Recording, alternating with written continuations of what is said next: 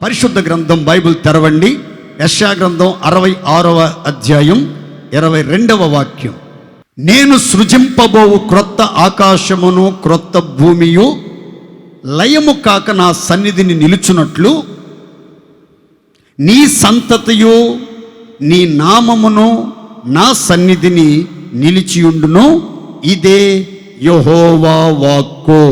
అందరూ ఆమేన్ చెప్పుకుండా ఆమేన్ ఆమేన్. మీ సంతతియు మీ నామమును దేవుని సన్నిధిని లయము కాక నిలిచి ఉండునుగాక. మీ సంతతియు మీ నామమును దేవుని సన్నిధిని లయము కాక నిలిచి ఉండునుగాక. ప్రతి ఒక్కరూ ఆశిస్తారు, ఆరాట పడతారు. ఏమనంటే నా సంతతి, నా సంతానం ఆకాశంలో సూర్యుడున్నంత వరకు తరతరాలలో నిలిచి ఉండాలి. దేశం యొక్క ఉన్నత స్థలముల వరకు హెచ్చించబడాలి. అన్ని విషయాల్లో ఆశీర్వదించబడాలి.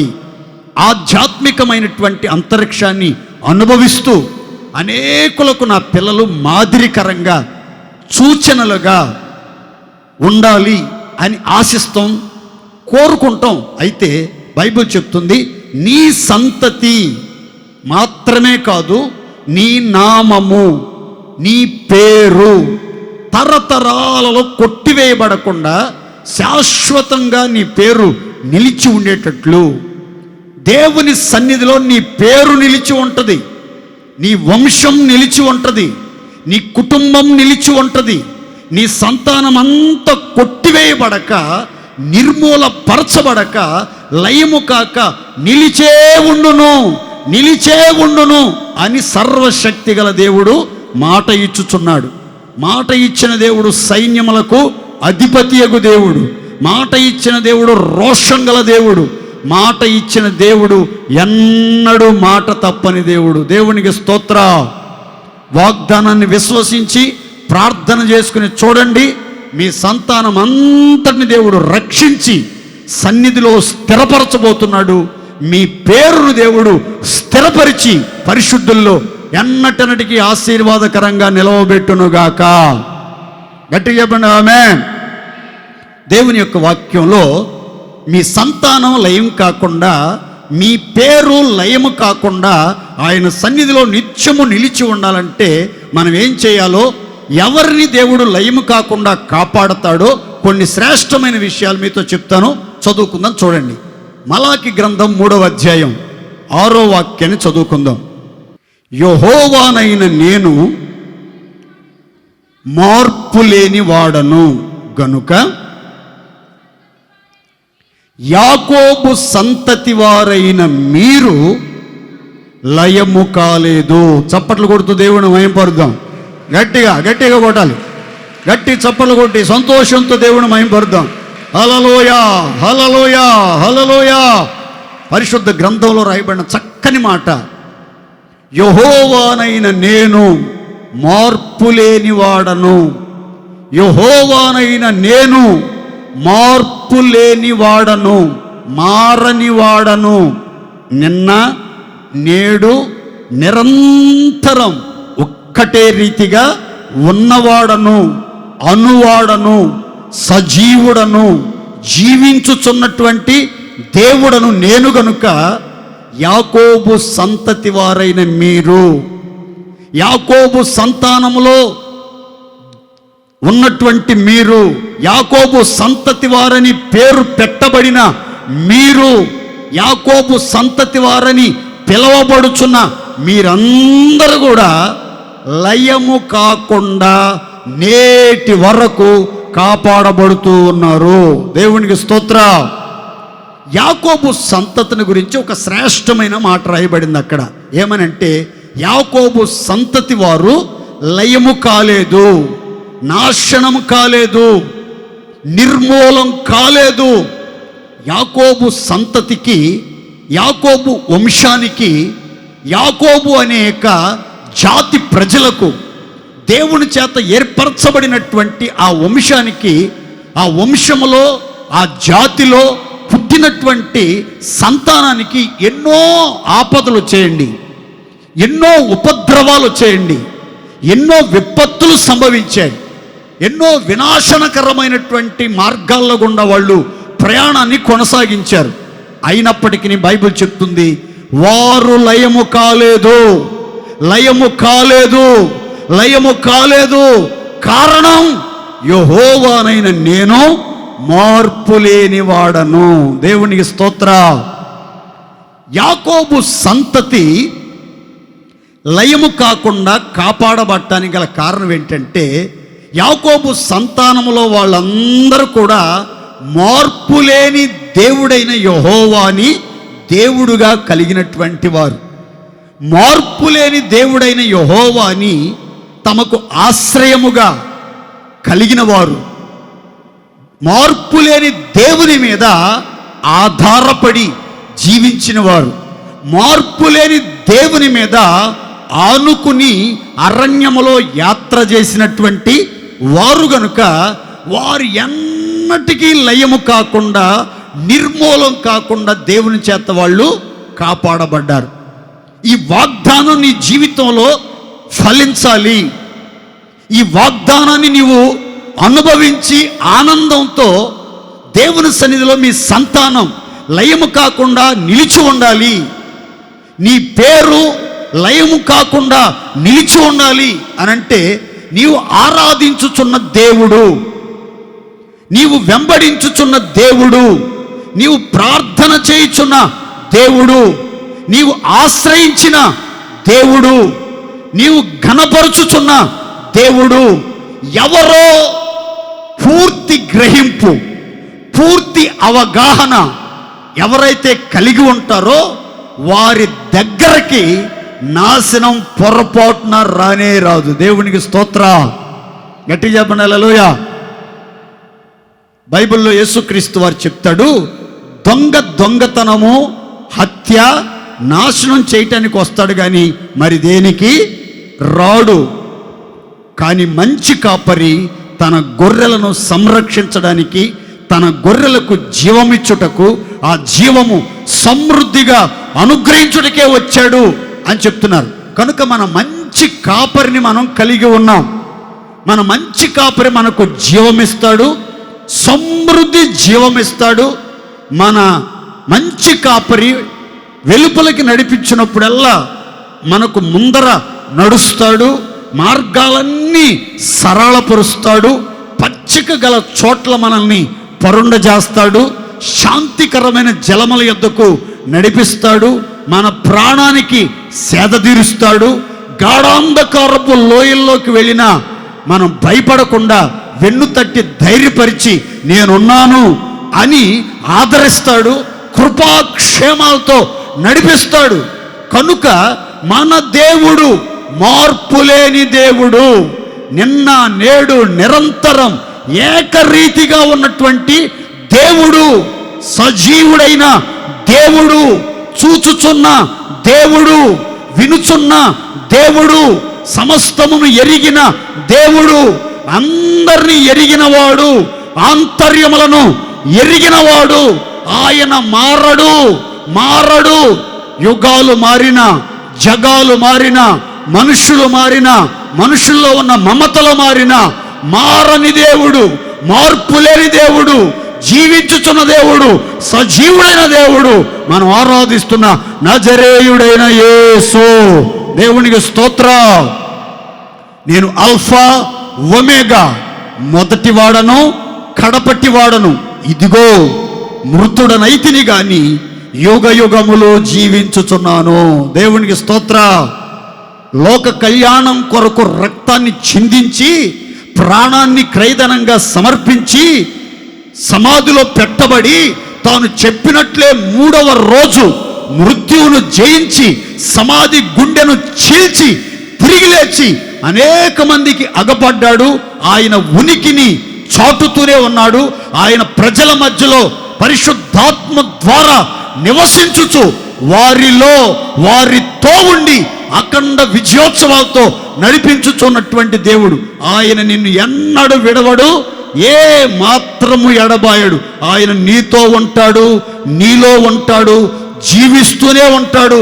ఆయన మార్పు లేని దేవుడు, మార్పు లేని దేవుడు, మార్పు లేని దేవుడు. గనుక యాకోబు సంతతి వారైన మీరు లయము కాలేదు. దేవుని స్తోత్రం చెప్పండి గట్టిగా. కనుక ప్రియులారా, మీరందరికీ ఒక చక్కని ఆలోచన ఉండాలి. ఏంటంటే, నేను నమ్ముకున్న దేవుడు, నేను ఆరాధించే దేవుడు, నేను ప్రార్థించే దేవుడు, నేను ప్రతిరోజు తలంచే దేవుడు, నేను ప్రతిరోజు స్మరించే దేవుడు, నేను ప్రతిరోజు ఆలోచించే దేవుడు మార్పు లేని దేవుడు, మార్పు లేని దేవుడు, మార్పు లేని దేవుడు అనే ఒక దివ్యమైన తలంపు మీరు కలిగి ఆ దేవుణ్ణి వెంబడిస్తూ, ఆ దేవుని ముఖదర్శనం చూస్తూ, ఆ దేవుని యొక్క మార్గాల్లో మీరు నడిపించబడినట్లయితే తప్పకుండా మీ సంతతి లయము కాకుండా దేవుని సన్నిధిలో ఉంటారు. మీ పేరు లయము కాకుండా ఆయన సన్నిధిని నిలిచే ఉండునుగాక. మన దేవుడు ఎవరని చెప్పాను గుర్తుపెట్టుకోవాలి అందరూ. ఎవరండి? మార్పు లేని దేవుడు. చెప్పండి గట్టిగా అందరూ. ఇంకొక చక్కని మాట కూడా చెప్తాను చూడండి. హెబ్రీయులకు రాసిన పత్రిక 7వ అధ్యాయం 24వ వాక్యాన్ని చదువుకుందాం చూడండి. ఈయన నిరంతరము ఉన్నవాడు గనుక మార్పు లేని యాజకత్వము కలిగిన వాడాయను. ఈయన తన ద్వారా దేవుని యొద్దకు వచ్చువారి పక్షమున విజ్ఞాపనము చేయుటకు నిరంతరం జీవించుచున్నాడు గనుక వారిని సంపూర్ణంగా రక్షించుటకు శక్తిమంతుడై ఉన్నాడు. దేవునికి స్తోత్ర. అందరం చెప్దామండి గట్టిగా హల్లెలూయా. యేసు క్రీస్తుని గురించి ఇక్కడ దైవజనుడైనటువంటి పౌలు ఒక శ్రేష్టమైనటువంటి మంచి మాట చెప్తున్నాడు. ఏమనంటే, ఈయన నిరంతరం జీవించుచున్నాడు, ఈయన మార్పులేని యాజకత్వాన్ని జరిగించుచు ఉన్నాడు, ఈయన తన ద్వారా దేవుని యొద్దకు వచ్చు వారి పక్షమున నిరంతరం విజ్ఞాపన చేయుచున్నాడు గనుక సంపూర్ణంగా రక్షించడానికి శక్తిమంతుడు అని. ఇక్కడ జాగ్రత్తగా గమనించండి. యాజకత్వాన్ని గురించి దైవజనుడైనటువంటి పౌలు ప్రస్తావిస్తూ మార్పులేని యాజకత్వం జరిగించినవాడు, మార్పులేని యాజకత్వం కలిగినవాడాయన, ఆయన నిరంతరము ఉన్నవాడు, సర్వకాల సర్వావస్థలలో సజీవుడై జీవించుచున్నవాడు, మార్పులేని యాజకత్వం స్థాపించిన దేవుడు యేసుక్రీస్తు అని చెప్తున్నాడు. ఈ మార్పులేని యాజకత్వాన్ని గురించి ఒక చక్కని మాట చెప్తాను చూడండి. పాత నిబంధన కాలంలో ప్రత్యక్ష గుడారం అనేది ఒకటి ఉండేది. ఆ గుడారంలో 3 భాగాలు ఉండేవి. ఆవరణము, పరిశుద్ధ స్థలము, అతి పరిశుద్ధ స్థలము. అతి పరిశుద్ధ స్థలంలో దేవుని యొక్క నిబంధన మందసం ఉండేది. దేవుని యొక్క మహిమ ఎల్లప్పుడూ ఆ స్థలంలో తొణికిసలాడుతూ ఉండేది. దైవ తేజస్సుతో ఆ స్థలం నింపబడుతుంది. ఆ యొక్క మందసం ఉన్నటువంటి స్థలాన్ని అతి పరిశుద్ధ స్థలం అని అంటారు. ఆ అతి పరిశుద్ధ స్థలములోనికి సంవత్సరానికి ఒక్కసారి ప్రధాన యాజకుడు నిర్దోషమైనటువంటి రక్తాన్ని పాత్రలో పట్టుకుని ప్రశస్తమైన ప్రత్యేకమైనటువంటి వస్త్రాలు ధరించి తన పాపముల కొరకు, ప్రజల పాపముల కొరకు ప్రాయశ్చిత్తం చేయటానికి సంవత్సరానికి ఒక్కసారి ఆ అతి పరిశుద్ధ స్థలములో ఉన్న మందసం దగ్గరికి వెళ్ళేవాడు. ఏటేటా ఇలా జరుగుతూ వచ్చేది. అయితే యేసుక్రీస్తు వారు ఒక్కసారే ఎడ్ల రక్తంతో కానీ, గొర్రెల రక్తంతో కానీ, మేకల రక్తంతో కానీ కాకుండా తన స్వరక్తముతో, తన సొంత రక్తంతో ఆ ప్రతిష్ఠింపబడిన స్థలానికి, ఆ పరిశుద్ధ స్థలానికి వెళ్ళి మానవులందరి పాపములకు ప్రాయశ్చిత్తం చేసి దేవాలయంలో ఉన్న అడ్డతెరను చీల్చివేసి మనమంతా అతి పరిశుద్ధ స్థలంలోనికి ధైర్యంతో వెళ్ళి దేవుణ్ణి ఆరాధించుకోవటానికి మార్గాలు సరళపరిచాడు. దేవునికి స్తోత్ర. వెళ్ళినటువంటి దేవుడు యేసుక్రీస్తుని గురించి ఇక్కడ పౌలు అంటున్నాడు, ఆయన నిరంతరం ఉన్నవాడు, నిరంతరం జీవించుచున్నాడు, నిరంతరం మన కొరకు విజ్ఞాపన చేయుచున్నాడు. మార్పు లేని యాజకుడు ఏం చేస్తున్నాడనంటే, ఎందుకు మనం ఆయన్ని బట్టి ధైర్యం తెచ్చుకోవాలి, ఎందుకు ఆయన్ని బట్టి మన సంతానం, మన పేరు లయము కాకుండా తరతరాలలో దేవుని సన్నిధిలో నిలిచి ఉంటుందనంటే, రక్షించబడిన ప్రతి విశ్వాసి కోసం, యేసుక్రీస్తును స్వరక్షకుడుగా అంగీకరించిన ప్రతి వ్యక్తి కోసం యేసుక్రీస్తు వారు ఏం చేస్తున్నాడని రాస్తుందంటే, నిరంతరం తండ్రి కుడి పార్శ్వమున కూర్చుండి విజ్ఞాపన చేస్తా ఉన్నాడట. విజ్ఞాపన చేస్తా ఉన్నాడట. ఆయన మార్పులేని యాజకుడు, మార్పులేని దేవుడు, మార్పులేని యెహోవా, మార్పులేనటువంటి దేవుడు. అంత మాత్రమే కాదండి, ఆ యేసుక్రీస్తు యాజకత్వాన్ని గురించి దైవజనుడు అంటున్నాడు, ఆ యాజకుడు ఆకాశమంత ఎత్తుగా హెచ్చించబడిన యాజకుడు అని అంటాడు. మరో చోట యేసుక్రీస్తు యాజకత్వాన్ని గురించి ప్రస్తావిస్తూ పౌలు అంటాడు, మన ప్రధాన యాజకుడు మనతో సహానుభవము లేనివాడు కాదు గాని సమస్త విషయములలో మనవలనే శోధింపబడినను ఆయన పాపము లేనివాడుగా ఉండెను. దేవునికి స్తోత్ర. యేసుక్రీస్తు వారు శరీరధారిగా లోకానికి వచ్చినప్పుడు ఒక మనిషి, సామాన్యమైనటువంటి మానవుడు, మానవ మాతృడు ఏ విధమైనటువంటి శోధనలను ఎదుర్కొంటాడో, ఏ విధమైనటువంటి సమస్యలను ఎదుర్కొంటాడో, ఏ విధమైన ప్రతికూల పరిస్థితులను ఎదుర్కొంటాడో అవన్నీ యేసుక్రీస్తు వారు ఎదుర్కొన్నాడు. ఆయన కూడా ఆకలి కొన్నాడు, ఆయన కూడా వ్యాధి గలవాడిగా మార్చబడ్డాడు, ఆయన కూడా నిందలు భరించాడు, ఆయన కూడా అవమానాలను అనుభవించాడు, ఆయన కూడా కృంగిపోయాడు, ఆయన కూడా వేదన పడ్డాడు, ఆయన కూడా ఓడ అమరము మీద నిద్రపోయాడు, ఆయన కూడా భోజనం చేశాడు, ఆయన కూడా కూర్చున్నాడు, ఆయన కూడా నడిచాడు, ఆయన కూడా నిద్రపోయాడు, ఆయన కూడా ప్రతికూల పరిస్థితులను ఎదుర్కొని అన్ని విషయాల్లో మనిషిలాగా శోధించబడ్డాడట.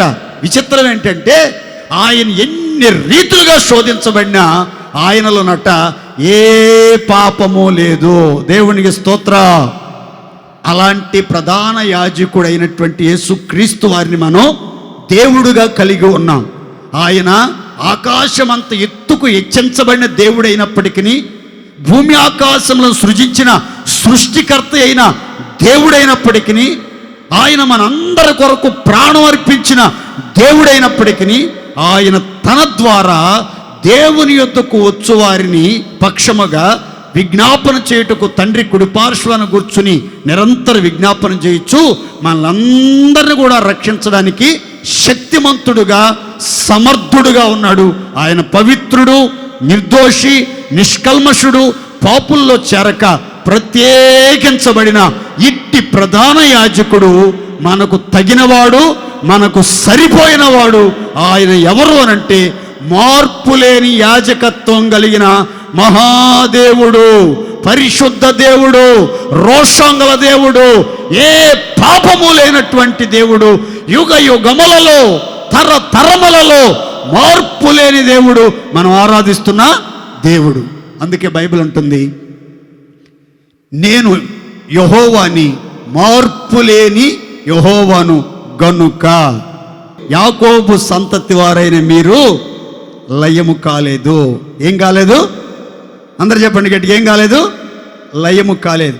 ఈరోజు చాలామంది నాశనానికి భయపడుతున్నారు. అమ్మో, నాశనపురములో మేము అడుగు పెట్టాల్సి వచ్చిద్దేమో, నాశనం మా యొక్క పరిసర ప్రాంతాల్లో విలయ తాండవం ఆడుతుందేమో, నా సంతతికి ఎలాంటి దుర్గతి సంభవిస్తుందో, ఎలాంటి విపత్తు సంభవిస్తుందో, ఎలాంటి ఇరుకుల్లో చిక్కుకుంటాడో, ఎలాంటి శ్రమల మధ్యలో నడిపించబడతాడో అని క్షణక్షణం అనుక్షణం తల్లిదండ్రులు, ఆత్మీయులు, పరిచయస్తులు, శ్రేయోభిలాషులు కోరుకుంటూ ఉంటారు, ఆలోచన కలిగి జీవిస్తూ ఉంటారు. కానీ బైబిల్ అంటుంది, నీ సంతతి లయము కారు.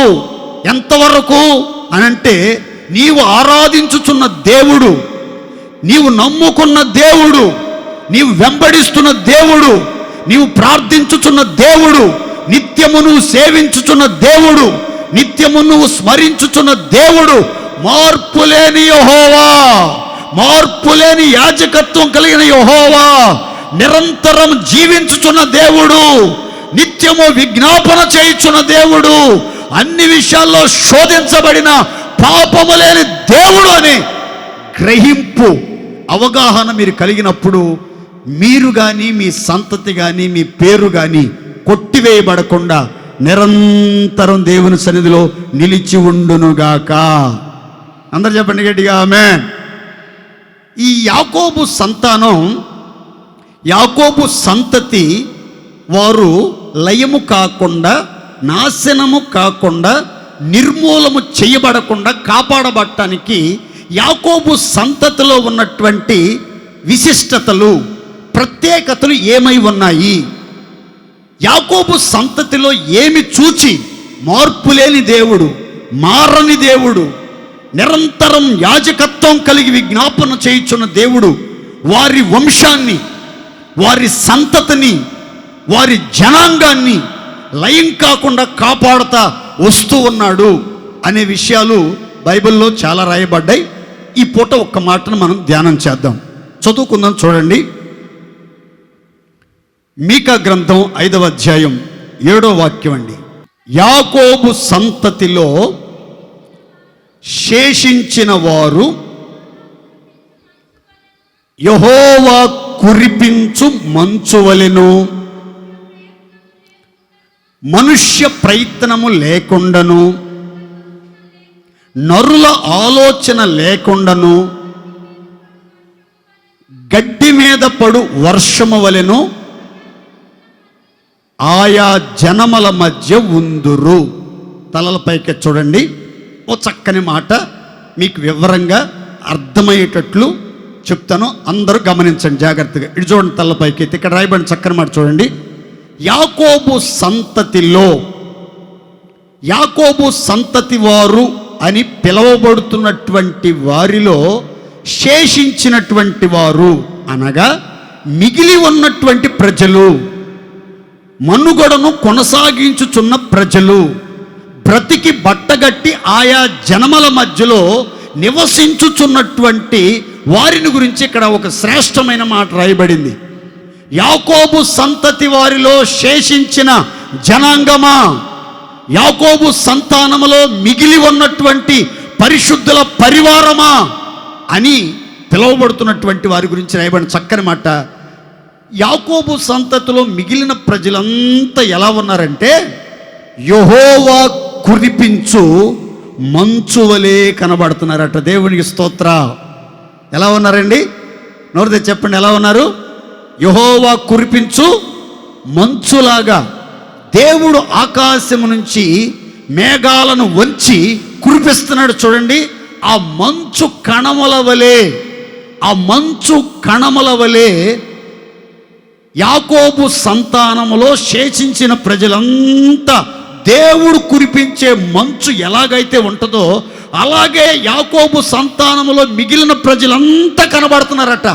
అందుకని దేవుని వాక్యం చెప్తుంది, యాకోబు సంతతి వారైన మీరు లయము కాలేదు, లయము కారు, లయము కాలేరు. తరతరాల్లో దేవుని సన్నిధిలో నిలిచే ఉంటారు.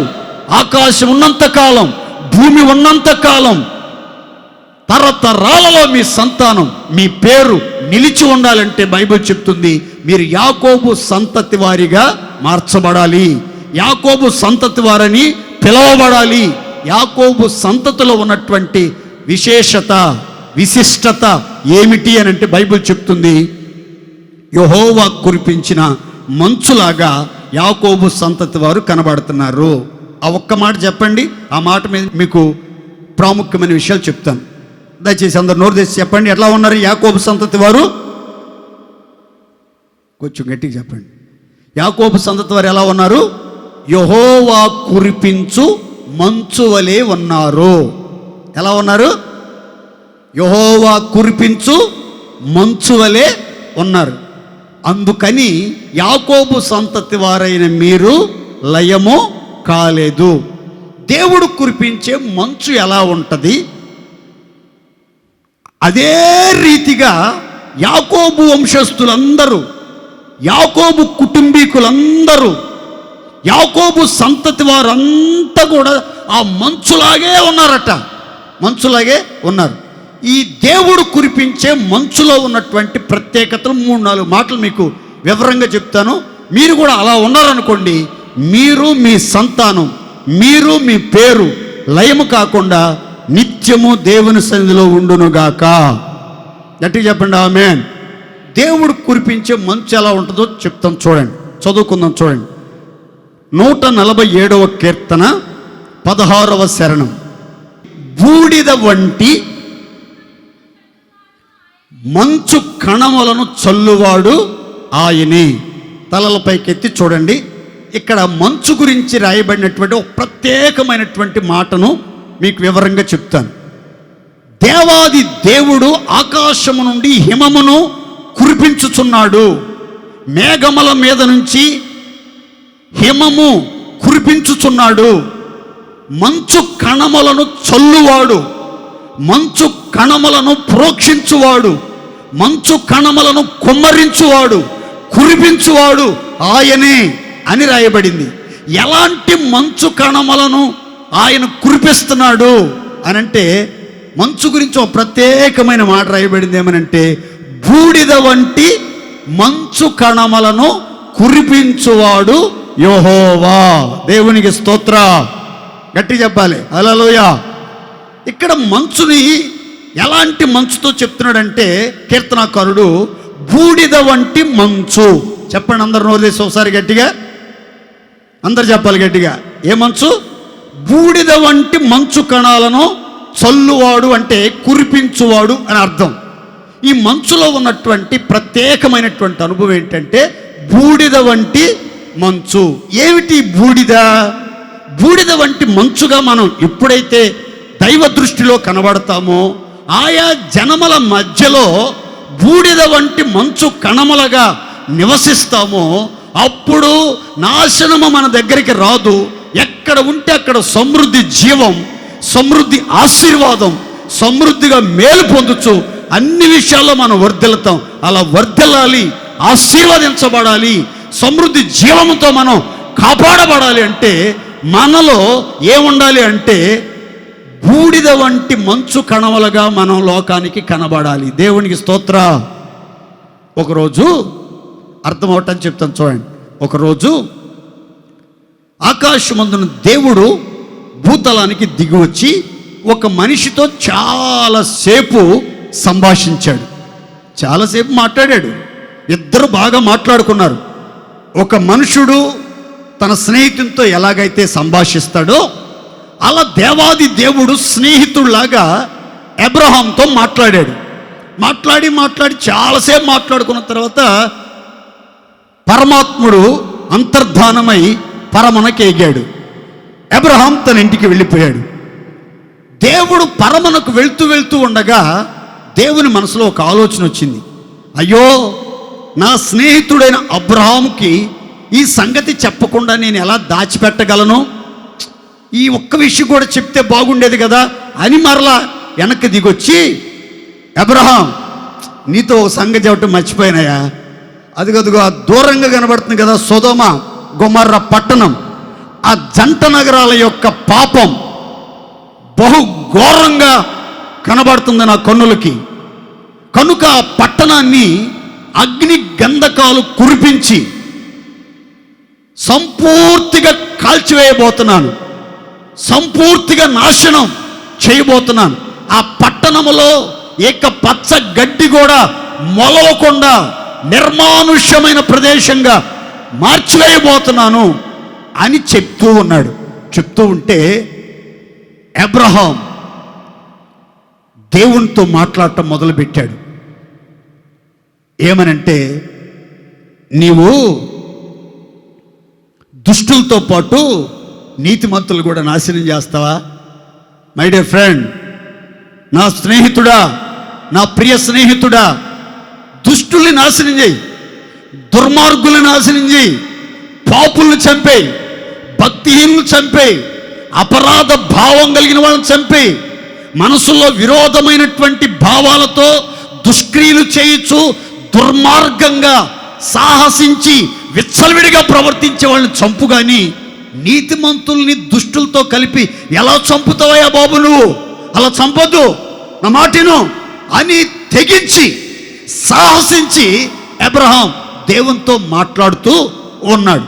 మాట్లాడుతూ అంటాడు, ఇదిగో ఆ పట్టణంలో 50 మంది నీతిమంతులు నీ దృష్టికి కనబడ్డారనుకో, ఆ 50 మంది నీతిమంతులను బట్టి ఆ జంట నగరాలని నాశనం చేయకుండా, లయపరచకుండా, తుడి చేయకుండా కాపాడుతావా అన్నాడు.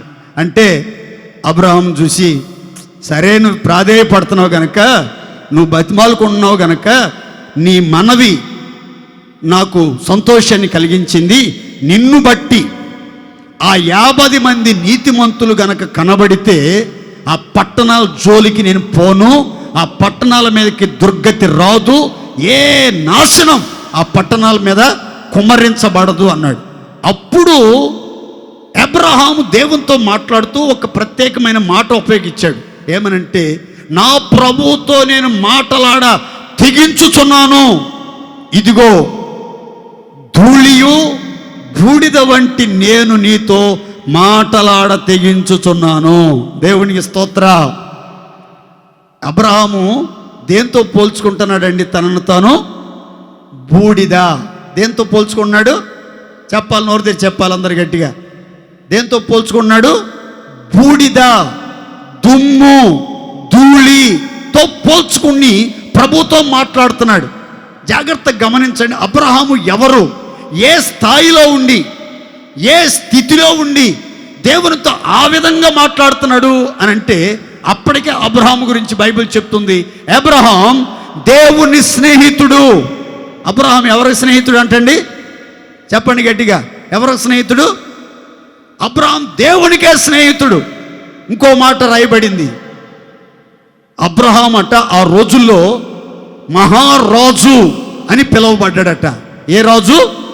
మహారాజు. అయ్యా, నువ్వు మా మధ్యలో మహారాజు అయి ఉన్నావయ్యా, నువ్వు ఈ శ్మశాన భూమిని అడగటం ఏంటి, దాని దగ్గర బేరాలు చేయటం ఏంటి బాబు? నువ్వు మా మధ్యలో మహారాజువి, మహారాజువి అని గొప్ప గొప్ప వ్యక్తులు, అధికారులు, గనులు, పట్టణ ప్రముఖులు అబ్రహామును గురించి మాట్లాడుకుంటున్నారు. మహారాజు స్థానంలో ఉన్నటువంటి అబ్రహాం, దేవుణ్ణే స్నేహితుడిగా కలిగిన అబ్రహాం, దేవుని ముఖాన్ని రోజు చూస్తున్న అబ్రహాం, దేవునితో అనుదినము మాట్లాడుచున్న అబ్రహాం, దేవునితో నడుచుచున్న అబ్రహాం, దేవునితో సహవాసం చేయుచున్న అబ్రహాం అంటున్నాడు, ధూళినయ్యా, బూడిదనయ్యా ప్రభువా, నీతో మాట్లాడటానికి తెగిస్తున్నాను నీ సన్నిధిలో.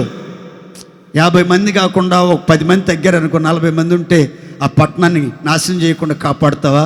30 మంది ఉంటే ఆ పట్టణాన్ని నాశనం చేయకుండా కాపాడుతావా? కనీసం 20 మంది, కనీసం 10 మంది అని ఇట్లా మాటి మాటికి గోజాడి తన్ను తాను తగ్గించుకుని ప్రాధేయపడి దేవుని సన్నిధిలో ప్రార్థన చేయటం మనం గమనిస్తాం. చూడండి ప్రియులారా, మీరు నివాసం ఉండే పట్టణాలలో, గ్రామాలలో, ప్రజల మధ్యలో ఆ ప్రజలందరూ మిమ్మల్ని మహారాజులాగా చూడొచ్చు. వాళ్ళందరి దృష్టికి మీరు గనులుగా, ఉన్నతమైన స్థితిలో, స్థానంలో ఉన్నవారై ఉండొచ్చు. ఆస్తిపరంగా కానీ, ఆత్మీయంగా కానీ, అన్ని విషయాలలో అందరికంటే మీరు ఒక ప్రత్యేకమైన స్థానంలో, ఒక ఉన్నతమైన స్థితిలో ఉండి అనేకులకు పంచిపెట్టగలిగిన సామర్థ్యం కలిగిన వాళ్ళగా మీరు ఉండవచ్చు. మీరు దేవునితో ప్రతిరోజు సంభాషించే కృప కలిగిన వారుగా, ప్రార్థనాపరులుగా, విశ్వాస యోధులుగా దేవుని నామాన్ని స్మరించుచు పవిత్రమైన మనోభావాలతో దేవుణ్ణి వెంబడిస్తున్న వారై ఉండవచ్చు. అయినా మీ పట్టణాలు రక్షించబడాలంటే, మీ కుటుంబాలు నాశనం కాకుండా తప్పించబడి కాపాడబడాలంటే, మీ ఆత్మీయ జీవితంలో దేవునిలో మరింతగా మీరు ఎదగాలి, బలపరచబడాలి, ఒక ఉన్నతమైన ఆశీర్వాదం స్వతంత్రించుకోవాలంటే మీరు కూడా ఎలా ప్రార్థన చేయాలంటే, ధూళియు బూడిదనైన నేను నీతో మాట్లాడటానికి తెగిస్తున్నాను. అంటే ఈ బూడిద వంటి మంచు మనకి నేర్పించే ఒక ప్రత్యేకమైనటువంటి పాఠం, ప్రత్యేకమైన అనుభవం ఏంటంటే తగ్గింపు జీవితం కలిగిన ప్రార్థన. తగ్గింపు జీవితం కలిగిన ప్రార్థన. యాకోబు సంతతిలో ఏముందనంటే తగ్గింపు జీవితంతో కూడినటువంటి ప్రార్థనా జీవితం ఉందగనుక దేవుడు యాకోబు సంతతి వారిని లయము కాకుండా మార్పు లేని దేవుడిగా వారిని వెంబడించి వారిని కాపాడుతూ వచ్చాడు. దేవునికి మహిమ కలుగునుగాక. యాకోబు ఎంత ప్రార్థనా పోరాట పటిమ కలిగి ఉన్నాడో ఆ సంతానముల వాళ్ళందరూ కూడా అలాంటి ప్రార్థన పోరాట పటిమ కలిగి నడిపించబడ్డారు. యాకోబు యబ్బోకు రేవులో దేవుని సన్నిధిలో దేవునితో పోరాటం ప్రారంభించాడండి. ఎలా ప్రార్థన చేశాడు అనంటే బైబిల్ చెప్తుంది, కన్నీరు విడుచుచు దేవుని సన్నిధిలో బహుగా బతిమాలుచు తెల్లవారు వరకు దేవుని పాదాలు పట్టుకుని పెనుగులాడుతూనే ఉన్నాడు. తెల్లవారుతంటే దేవుడు వచ్చి అంటున్నాడు, యాకోబు తెల్లారుతుందిరా బాబు, నా పాదాలు వదలరా, నన్ను వదలరా బాబు, నేను వెళ్ళాలి అని అంటే, నీవు నన్ను ఆశీర్వదించేంత వరకు నేను నీ పాదాలు వదలను అన్నాడు. నాకు ఆలోచన వచ్చింది ఏంటంటే, యాకోబు దేవుణ్ణి పట్టుకున్నాడు కదా, యాకోబుని వదిలించుకుని దేవుడు వెళ్ళలేడా? దేవుడు సృష్టికర్త కదా, ఆకాశం ఆయన సింహాసనం, భూమి ఆయన పాదపీఠం కదా. యాకోబు ఎంతటి వాడు, ఏమాత్రపు వాడు. యాకోబుని అట్టంటే చాలు వెళ్ళిపోతాడు కదా. యాకోబు దేవుణ్ణి ఎలా బంధించగలిగాడు? యాకోబు దేవుడు కదలకుండా ఎట్లా పట్టుకోగలిగాడు? దేవుణ్ణి కదలకుండా బంధించినటువంటి కార్యం ఏమై ఉంది? ఏ సహాయముతో యాకోబు దేవుణ్ణి బంధించాడు కదలకుండా అనంటే, దేవుణ్ణి బంధించిన ఏకైక అనుభవం ఏంటంటే యాకోబు కన్నీళ్లే దేవుణ్ణి కట్టిపడేసి అక్కడి నుంచి కదలకుండా. దేవునికి స్తోత్ర. ఓషియా గ్రంథంలో రాసి ఉంటుంది, మగసిరి గలవాడే యాకోబు కన్నీరు విడుచుచు దేవునిని బతిమాలెను అని వ్రాయబడింది. కన్నీళ్లతో జీవము గల దేవుణ్ణి బంధించాడు, ఆయన్ని గట్టిగా పట్టుకున్నాడు, బతిమాలి ప్రార్థించాడు. ఎంత ప్రార్థన చేశాడంటే రాత్రంతా పట్టు విడవకుండా ఒంటరిగా దేవునితో పోరాడుతూనే ఉన్నాడు ప్రార్థనలో. అలాంటి ప్రార్థనా పోరాటం, తగ్గింపు జీవితంతో దేవుని సన్నిధిలో దీనత్వం ధరించుకుని మిమ్మల్ని మీరు తగ్గించుకుని కన్నీళ్లు రాల్చుచు మీరు ప్రార్థన చేసి చూడండి. మీ పట్టణాల మీదకి నాశనం రాదు, మన సంఘంలో ఎవరి దగ్గరికి ఎలాంటి నాశనం రాదు, ఏ మృత్యువు ఎవరిని సమీపించలేడు, ఎలాంటి అపాయాలు, ఆపదలు, నష్టాలు, కష్టాలు, ప్రతికూల పరిస్థితులు సంభవించకుండా దేవుని కృప మీ పట్టణాల మీదకి, మీ గ్రామాల మీదకి, మీ కుటుంబాల మీదకి, మీ సమాజం మీదకి దిగివచ్చునుగాక. ఎప్పుడు అనంటే మంచు కణమల వంటి వారిగా మీరు ఆయా జనముల మధ్యలో నివసించాలి. ఆయా జనముల మధ్యలో మిమ్మల్ని చూసినటువంటి వాళ్ళంతా ఇతనిలో ఇంత తగ్గింపా, ఇంత దీనత్వమా, ఇంత ఒద్దికగా ఉంటున్నారు, ఇంత తగ్గింపు జీవితం కలిగి ఉంటున్నారు, ఎలాంటి వ్యక్తిత్వం కలిగిన వాళ్ళను, ఎలాంటి మాదిరికరమైన ప్రవర్తన కలిగినటువంటి వాళ్ళను సమాజంలో మనం చూడగలమా? వీళ్ళు ఏ ప్రార్థనా మందిరానికి వెళ్తారు, వీళ్ళు ఏ దైవాన్ని దేవుడుగా పూజిస్తున్నారు, వీళ్ళ దైవం ఎవరు, వీళ్ళ సహవాసం ఏమిటి, వీళ్ళ నడిపించే సేవకుడు ఎవరు, వీళ్ళలో ఎంత విప్లవాత్మకమైన మార్పుకి కారణం ఏంటి? సమాజం అంతా ఉలిక్కి పడేటట్లుగా, ఆశ్చర్యంతో మిమ్మల్ని చూసేటట్లుగా మీ అందరిలో దైవ దృష్టికి ఆయా జనముల దృష్టికి కనబడవలసింది ఏంటంటే తగ్గింపు జీవితం, దీనత్వం. దేవునికి స్తోత్ర. గట్టిగా చెప్పండి హల్లెలూయా. కనుక ఎక్కడ హెచ్చింపుకి, గర్వానికి, అహంకారానికి చోటు ఇవ్వకుండా అన్ని విషయాల్లో యాకోబు సంతతి వారు ఏ విధంగా మంచు వంటి వారిగా కనబడ్డారో మీరు కూడా ఆయన చల్లే, ఆయన కురిపించే మంచు కణమలగా, బూడిద వంటి మంచు కణమలగా, ప్రభువా, నా దేవా, నా స్నేహితుడా, నా తండ్రి, బూడిద వంటి వాడనయ్యా, నీవు కురిపించిన బూడిద వంటి మంచు కణము వంటి వాడనయ్యా, నా మనవి ఆలకించు అని మీరు ప్రాధేయపడితే మీ మనవి తప్పకుండా దేవుడు వింటాడు, గొప్ప కార్యాలు జరిగిస్తాడు. మీ సంతానం లయము కాకుండా సన్నిధిలో స్థిరపరచబడుతుంది. మీ పేరు కూడా తరతరాలలో మోరంలోగేటట్లు మహిమోన్నతమైన ఘనకార్యాలు దేవుడు జరిగించునుగాక. గట్టిగా చెప్పండి హల్లెలూయా. మంచులో ఉన్న మరొక విశిష్టత, ప్రత్యేకత గురించి చదువుకుందాం. చూడండి, సామెతలు 25:13. నమ్మకమైన దూత తనను పంపువారికి కోతకాలపు మంచు చల్లదనము వంటివాడు, వాడు తన యజమానుల హృదయమును తెప్పరిల్లజేయునుగాక. తలలపైకి చూడండి. మంచు గురించి ఓ ప్రత్యేకమైన మాట మీతో చెప్తాను. కోతకాలంలో లేదా చలికాలంలో ఆకాశము నుండి కురిపించబడుతున్నటువంటి మంచు తెల్లవారుచుండగా మన మీద కురిపించబడుతున్నటువంటి మంచు ఎలా ఉంటుంది అని అంటే చల్లగా ఉంటుంది. ఎలా ఉంటుందండి? నోరుదే చెప్పండి గట్టిగా. ఎలా ఉంటుంది? చల్లగా ఉంటుంది. ఇప్పుడు యాకోబు సంతతి వారు ఎలా కనబడ్డారు, ఆయా జనముల మధ్యలో ఎలా ఉన్నారు అని అంటే యెహోవా కురిపించు మంచు వలె ఆయా జనముల మధ్యలో ఉన్నారు అని మనం చదువుకున్నాం. ఈ మంచు ఎలా ఉంటుందో యాకోబు సంతతి వారు కూడా మంచులాగా ఆయా జనముల మధ్యలో ఉన్నారు.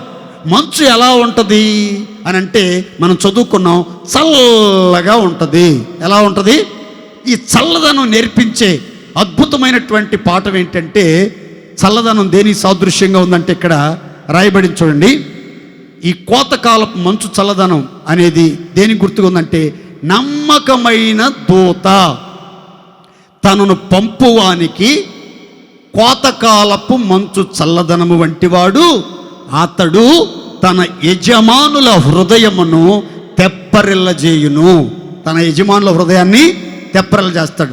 మంచు ఎంత చల్లగా ఉండి ప్రాణానికి హాయిగా ఆనందాన్ని ఇస్తుందో, ప్రాణాన్ని తెప్పరిల్ల చేస్తుందో, ఉపశమనాన్ని కలుగు చేస్తుందో, అలాగున మంచు వంటి వ్యక్తిత్వం, మంచు వంటి స్వభావం కలిగినటువంటి నమ్మకమైనటువంటి విశ్వాసులు, నమ్మకమైన దేవుని బిడ్డలు, నమ్మకమైన దేవుని ప్రజలు కూడా ఎలా ఉండాలంటే అనేకుల హృదయాలను తెప్పరిల్లజేయు వారిగా మారాలి. దేవునికి స్తోత్ర. గట్టిగా చెప్పండి హల్లెలూయా. అనేకుల ప్రాణాలను మీరు తెప్పరిల్ల చేస్తున్నారా? అనేకుల ప్రాణాలను ఉక్కిరి బిక్కిరి చేస్తున్నారా? అనేకుల ప్రాణాలకు ఆదరణ కలిగిస్తున్నారా? అనేకుల ప్రాణాలకు ఆయాసం తెప్పిస్తున్నారా? అనేకులను మీరు సేద తీర్చుచున్నారా? అనేకులకు ప్రయాసగా, ఇబ్బందికరంగా, దుఃఖకరంగా, వేదనకరంగా మిగుల్చుచూ ఉన్నారా? మీ పరిస్థితి ఎలా ఉంది? మీ ద్వారా ఎవరైనా ఆదరించబడుతున్నారా? తెప్పరిల్లుతున్నారా? సేద తీర్చబడుతూ ఉన్నారా? ఉపశమనం పొందగలుగుతున్నారా? ధైర్యం తెచ్చుకోగలుగుతున్నారా? అనేకులు ఊరడించగలుగుతూ ఉన్నారా? అనేకులు బ్రతికించగలుగుతున్నారా? అనేకులు బలపరచగలుగుతూ ఉన్నారా? లేకపోతే అనేకులను దుఃఖపెట్టుచు, గాయపరచుచు, బాధించుచు, వేధించుచు, పీడించుచు, అనేకులకు భారంగా ఉండి అనేకుల మీద నిందలు మోపుతూ అనేకులకు సమస్యలు తెచ్చేవారిగా మీరు ఉంటున్నారా?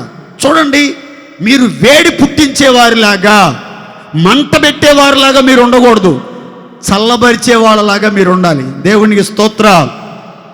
మంట అంటే శోధించేవారిగా, బాధించేవారిగా, శ్రమ పెట్టేవారిగా, సమస్యలను తెచ్చేవారిగా, తలపోటుగా, నిద్ర లేకుండా చేసేవాళ్ళుగా, నెమ్మది లేకుండా చేసేవాళ్ళుగా మీరు ఉండకూడదు. ఎప్పుడు కూడా మీ ఇంటి వారికి ఆదరణకరంగా ఉండాలి, అండగా ఉండాలి, ధైర్యంగా ఉండాలి, ప్రోత్సాహకరంగా మీరు ఉండాలి. మంచు నేర్పుతున్న పాఠం ఏంటంటే, మంచు చల్లగా ఉన్నట్లుగా మీరు కూడా అనేకుల హృదయాలను తెప్పరిల్లజేయాలి. నిన్ను బట్టి నీ తల్లిదండ్రుల ప్రాణం ఆనందంగా ఉందా? ఆవేదనలు అనుభవిస్తున్నారా? సంతోషిస్తున్నారా? సంతాపపడుతూ ఉన్నారా? విజయముతో, విజయ గర్వంతో మీ తల్లిదండ్రులు తలెత్తుకుని తిరుగుతున్నారా? విషాదముతో, విసన్న వదనముతో, గుండెల నిండా దుఃఖాన్ని అనుభవిస్తూ, వీడిని కనటం వల్లే కదా మనకిన్ని శ్రమలు, ఇన్ని పోరాటాలు, ఇన్ని బాధలు, పోలీస్ స్టేషన్ల చుట్టూ తిరగటం, పంచాయతీల దగ్గరికి వెళ్ళి తలదించుకోవటం, ఇలాంటి కార్యక్రమాలు ఎందుకు జరుగుతున్నాయి? నీ ద్వారా నీ తల్లిదండ్రులకు ఆదరణ, అన్నదమ్ములకు ఆదరణ, ఇంటి వాళ్లకు ఆదరణ, కుటుంబ యజమానికి ఆదరణ, తల్లిగా నీవు ఆదరణ పొందుతూ అనేకులను ఆదరించాలే కానీ అల్లాడించకూడదు. ఎంతమందిని బాధ పెట్టావు, ఎంతమందికి సమస్యాత్మకంగా మార్చబడ్డావో ఒక్కసారి ఆలోచించండి. ఈరోజు తీర్మానంతో ప్రార్థన చేసుకోవాలి. నీ సంతానం నిర్మూలం కాకుండా, లయము కాకుండా శాశ్వత కాలం దేవుని సన్నిధిలో నిలిచి ఉండాలంటే మీరు యెహోవా కురిపించే మంచులాగా అనేకుల హృదయాలకు ఆదరణ, నెమ్మది, ఓదార్పు అనుగ్రహించి, అనేకులను ధైర్యపరిచి, అనేకులకు చేయూతనిచ్చే వ్యక్తులుగా సమాజంలో, సంఘంలో, ఆయా గ్రామాలలో, పట్టణాలలో, ప్రాంతాల్లో మీరు నిలబడాలి. నీ బంధువులకు నీ ఒక ప్రోత్సాహకరమైన వ్యక్తిగా, నీ రక్త సంబంధులను ఆదరించే వ్యక్తిగా, వారి ప్రాణాలను తెప్పరల చేసే వ్యక్తిగా ఉండాలి. సమాజంలో చాలామంది ఎలా ఉంటున్నారంటే, ఎలా చెప్పుకుంటూ ఉంటున్నారు, ఏమని? నా ప్రాణము నాలో కృంగి ఉండగా, నాలో నేను తొందరపడుచుండగా. సమాజంలో ఏ వ్యక్తినైనా గమనించండి, చాలామంది ప్రాణాలు వారిలో వారే కృంగిపోవటం, వారిలో వారే తొందరపడటం, వారిలో వారే ఉద్వేగాలకు లోనైపోయి స్థిరంగా ఉండలేక, ప్రశాంతంగా ఉండలేక, కలవరాల మధ్యలో, అల్లకల్లోల పరిస్థితుల మధ్యలో నడిపించబడుతున్నారు. ఇలాంటి పరిస్థితుల్లో ఉన్నటువంటి వ్యక్తులు నిన్ను చూడగానే వాళ్ళ ప్రాణం తెప్పరిల్లాలి, వాళ్ళకి ఎక్కడలేని ధైర్యం రావాలి, వాళ్ళకి ఎక్కడలేని ఉత్సాహం రావాలి, వాళ్ళకి ఎక్కడలేని నిరీక్షణ పుట్టాలి. నిన్ను చూడగానే వాళ్ళలో ఆశలన్నీ మరలా చిగురించాలి. అలాంటి ఒక అత్యున్నతమైన వ్యక్తిగా సమాజంలో, సంఘంలో, కుటుంబంలో నీ ఉంటే నిన్ను బట్టి నీ కుటుంబాన్ని దేవుడు లయం కాకుండా, నీ వంశాన్ని లయం కాకుండా, నీ సంతతిని లయం కాకుండా దేవుడు కాపాడునుగాక. ఎట్లా ఉండాలంటే మీరు మంట పెట్టేవాళ్ళుగా కాకుండా చల్లబరిచేవాళ్ళుగా ఉండాలి. మంట పెడుతున్నారా? చల్లబరుస్తున్నారు. కొంతమందికి మంట పెడతామంటే మహాసరదా, మంట పెడతామంటే మహాసరదా. కుటుంబాల మధ్యలో, భార్యాభర్తల మధ్యలో, అన్నదమ్ముల మధ్యలో, స్నేహితుల మధ్యలో, ఆత్మీయుల మధ్యలో, భక్తిలో ఎదుగుతున్న వాళ్ళ మధ్యలో మంట పెడతామంటే మహాసరదా. అసలు ఎక్కడలేని ఆనందం, ఎక్కడలేని ఉద్యమం, ఎక్కడలేని హుషారు వస్తుంది.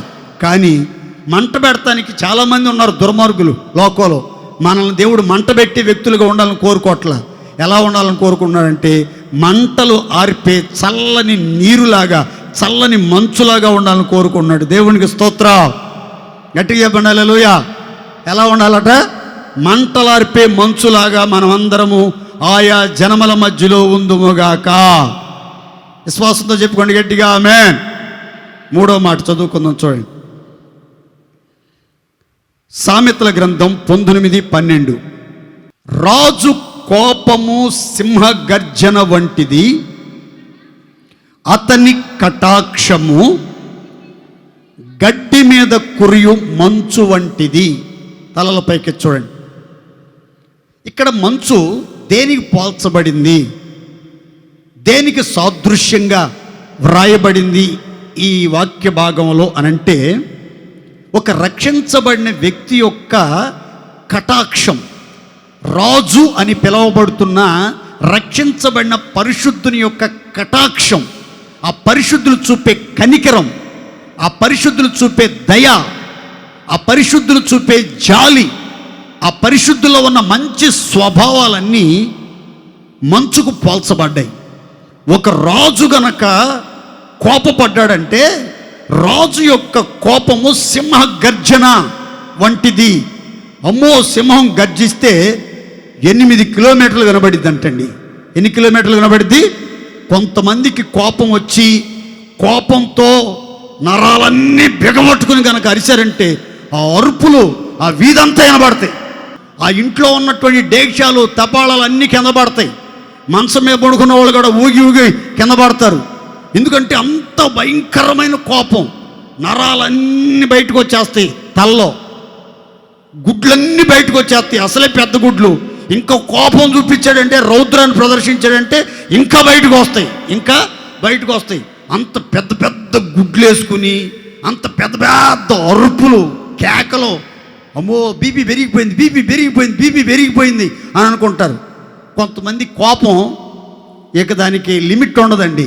ఆ కోపంతో ఇక అరిశారంటే అరుపులకి కొంతమంది గుండె జబ్బు వచ్చి పోతారు. దేవుడి దేవాల గుండె జబ్బు వచ్చి పోతారు. అలాంటి కోపం ఉంటుంది కొంతమందిలో. అయితే దేవుని పిల్లల్లోనట కోపం ఉండకూడదు. కోపం అనేది సింహ గర్జనకి పోల్చబడింది. కటాక్షం, కనికరం, దయా దాక్షిణ్యం అనేది దేనికి పోల్చబడిందంటే మంచుకు పోల్చబడింది. దేనికి పోల్చబడిందండి? చెప్పాలి గట్టిగా. మంచుకు పోల్చబడింది. ఇప్పుడు యాకోబు సంతతి గురించి మనం చదువుకున్నాం. యాకోబు సంతతి వారు యెహోవా కురిపించు మంచు వంటి వారు. అంటే అర్థం ఏంటంటే, వీళ్ళందరిలో ఏముంది యాకోబు సంతతి వారు అంటే? కనికరమే ఉంది, దయ మాత్రమే ఉంది. కానీ ఎటువంటి కోపాలు, ఉద్రేకాలు, తొందరపాట్లు లేకుండా, రౌద్రం కానీ, క్రోధం కానీ, కోపం కానీ లేకుండా వీళ్ళు ఎప్పుడు ఎలా ఉన్నారంటే నెమ్మదిగా ఉంటారు. అందరికీ సాధ్యమైనంత వరకు కనికరమే చూపుతారు, కానీ హృదయ కాఠిన్యముతో నడిపించబడరు. నీ జీవితంలో రోగులను చూసినప్పుడు కనికరం కలుగుతుందా? బేదలను చూసినప్పుడు కనికరం కలుగుతుందా? ఆపదల్లో ఉన్న వారిని చూసినప్పుడు కనికరం కలుగుతుందా? దిక్కులేని వాళ్ళని చూసినప్పుడు, విధవరాండ్రని చూసినప్పుడు వారిని కటాక్షించగలుగుతున్నావా? వారి మీద కనికరం చూపించగలుగుతున్నావా? దయగా, ప్రేమగా వారిని పలకరించగలుగుతున్నావా? ఎప్పుడు చూసినా ముక్కు మీదే ఉంటుందండి కోపము. వాళ్ళ హృదయ అంతరింద్రియాల్లో కోపం సుఖనివాసం చేస్తుందండి బాబు. అతను పలకరించాలంటే కోపం. ఎప్పుడు ఆ ముఖంలో నవ్వు కానీ, చిరునవ్వు కానీ, మందహాసం కానీ కనబడదండి. ఎప్పుడు చూసినా కారాలు మీరాలు నోరుతూ ఉంటాడు, అరుపులు కేకలు వినబడతా ఉంటాయండి బాబో. భయం భయం భయం అని కంగారు పడిపోతూ ఉంటారు కొంతమంది.